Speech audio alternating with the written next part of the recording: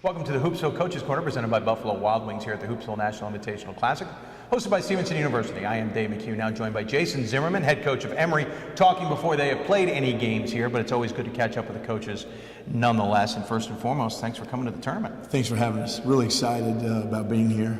Don't know how excited we are about playing the two teams we have to play tonight, tomorrow, but really excited about being here, and excited about the opportunity to come up and play.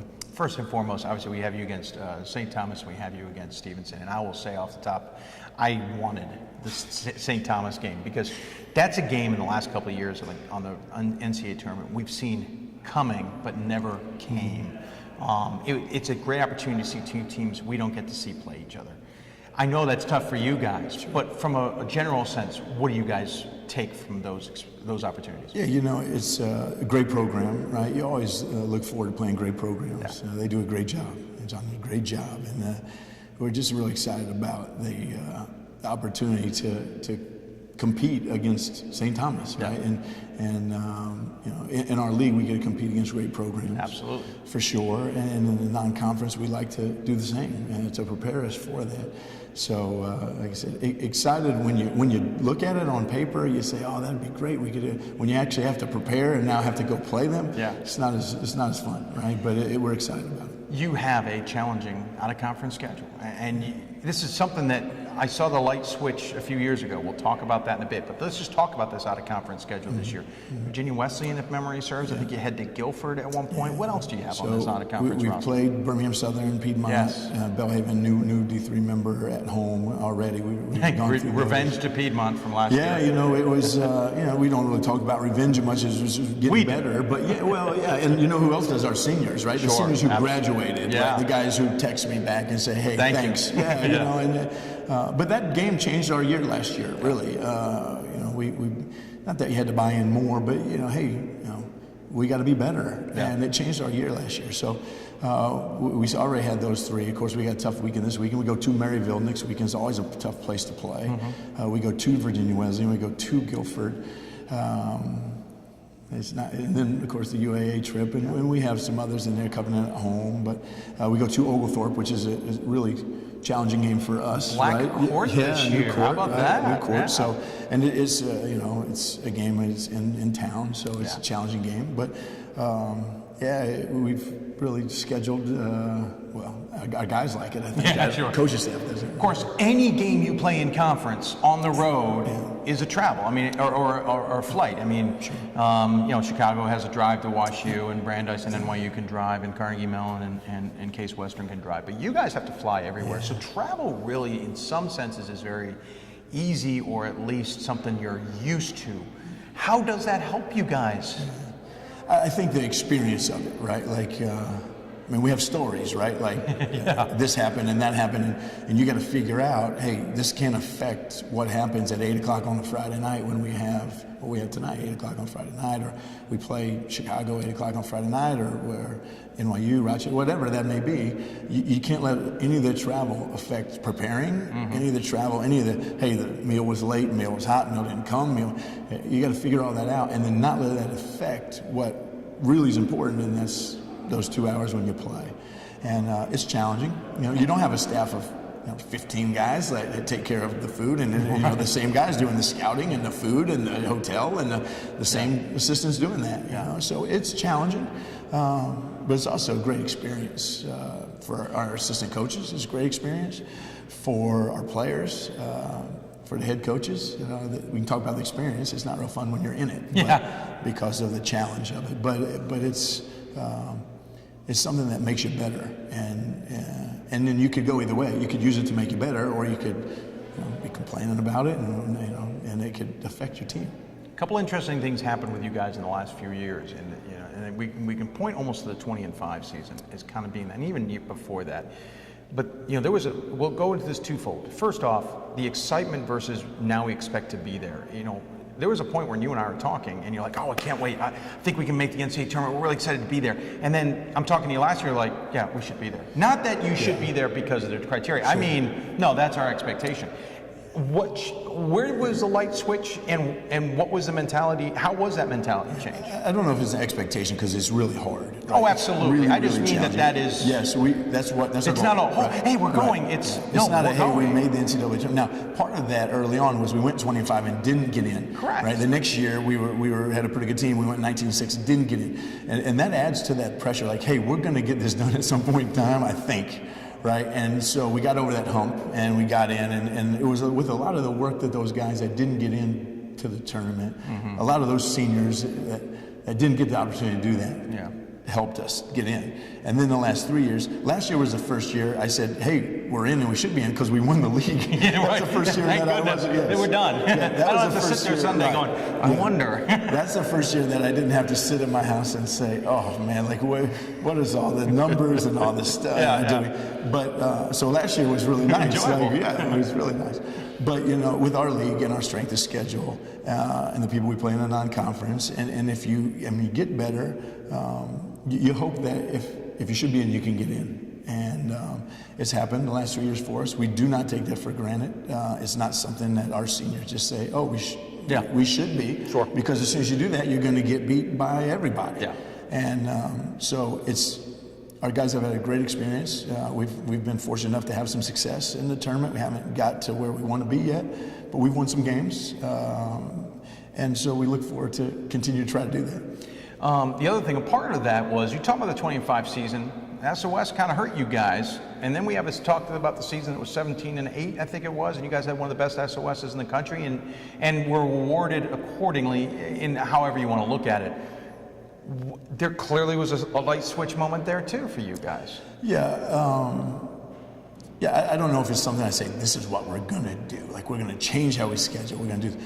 But the opportunity came with Virginia Wesleyan, with some Guilfords, with, we played some teams that have traditional powered teams, and we were able to, raise that strength of schedule. Being able to come up here, for example, is something that our university allows us to do. Sure.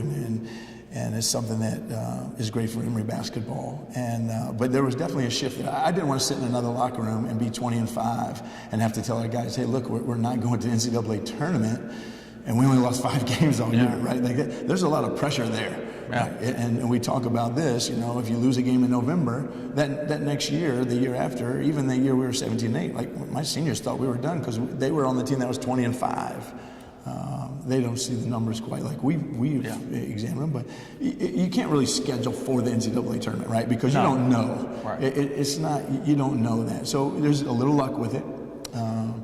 But it's something that we've thought about. It's something that I was going to say, let me ask it this way. Sometimes you talk to coaches who miss on the NCAA tournament and they don't like how they missed out, but they don't go change their ways. You guys clearly got the message. Okay, we do need to change our ways. What is that something that was easy to understand, or was it hard to understand? Well, it was easy to understand because we didn't get in the tournament. Right, but I mean, easy to go then change it. I don't think it's easy to change because it's hard to get people to play. Sure. Like, it has to be the right date, it has to be the right, people have to get games. And so that's difficult, but so I don't think it was easy, but I think there was a situation where, like we said, we didn't want to sit there 20-5 again. If we could get to 20-5, sure, and not get into the NCAA tournament, right? And even have to debate it, so it's been a change, and of course, it's been good for our program. You don't get the 3 games in the UAA because of the UAA conference. We'd love to have 2 or 3 or 1 or 2 or 3 more, right? You technically have 1 more game in your schedule you can play. Let's talk about your team. We've gotten used to you guys losing people and still being in the mix. The last few years, you have lost people, still in the mix. Lost people, still in the mix. You guys lost some good players. Foster being your All-American last year. Are you going to still be in the mix? Well, that's our plan. Yeah. We lost All-American Jake Davis the year before. Yep. We lost some really good seniors year before that. Grevin and Freeberg. We lost the Clonch year before that, and we lose. But last year we lose Foster, who was the UA Player of the Year, Shoddy, who was the Defensive Player of the Year in UA, and then our starting point guard for 3 years, Mike Florin. And Max Davis was a senior, guy who came off the bench for us. Yeah. I'd like to say we're going to still be in the mix. When I look at that, I said, man, I don't know. I do know that it's been really fun coaching our team. We've battled some injuries early in the preseason. but it's been really fun coaching because we don't know exactly where we're going with our identity yet. And that can keep you up at night, but I really like some of the pieces that we have.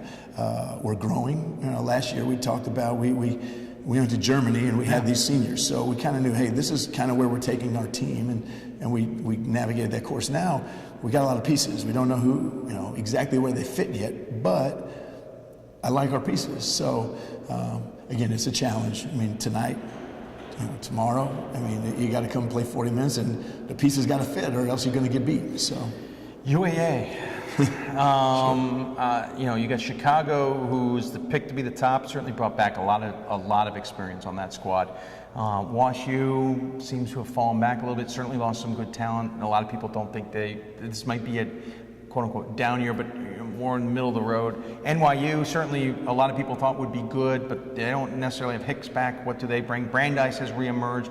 Case Western and Carnegie Mellon have certainly gotten into the mix. You've also got the dynamic of Rochester that is kind of an enigma almost for this league. What's going to happen with the UAA this year? Well, you just hit everybody. Yeah. So it does. And I mean, well, because I'm talking to you. Yeah, and I don't.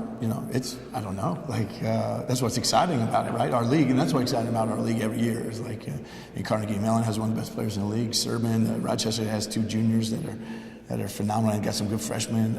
Brandeis had all those guys hurt. They're coming back. Yeah. You said WashU's going to be down a little bit. I don't think so. Like, okay, they may not have guys that we know, but Mark's never good. really down, right? Mike has everybody coming back, right? So, and he's going to be really good. And Joe at NYU, they lose Harris, but they got Kufferberg, phenomenal player, and in D3 in basketball, and All-American. So.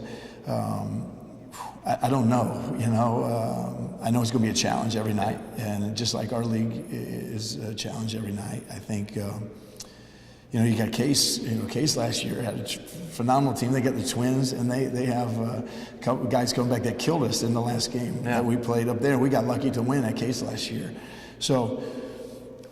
It's going to be fun. It's going to be fun for you. I don't know if it's going to be fun for me, but it's going to be fun to watch, see how that goes down. And, last year it was a toss-up. Absolutely. Halfway through the season, that entire conference flipped onto its head. I think halfway through the season, there's like 4 people tied for first. And then just when you think X and Y will win, A and B won. Instead. Yeah, and I think that's in our league. You got to you just got to play the games. Yeah. You have to go and you have to take the travel and take the trips and have to play the games. And in every league, right? I mean, in basketball, you got to play the games. But we're excited. We're excited to compete in our league, and it's a great league, great experience, great coaches, great student athletes. Really enjoy being part of it. And we had Chicago here last year. Have you here this year? We're even talking about getting a UAA team next year. We certainly love having you guys here. As always, we give the coach the final word. Any final thoughts you want to share with them might be watching? Yeah, just thanks for having us. Thanks for all you do, D3 Hoops, and all you do to put this on, Hoopsville Classic, and all you do with your weekly shows and supporting Division III basketball and basketball in general, right? Basketball played the right way and by people who care. There's a lot of people that really care and do great jobs, and you do a great job of supporting us, and we really appreciate that from all of our coaches and student athletes at our level. Thank you. I appreciate that. Good luck this weekend, and we'll talk to you soon. Appreciate it. Jason Zimmerman, head coach from Emory. This has been the Hoopsville Coaches Corner presented by Buffalo Wild Wings here at the Hoopsville National Invitational Classic, hosted by Stevenson University.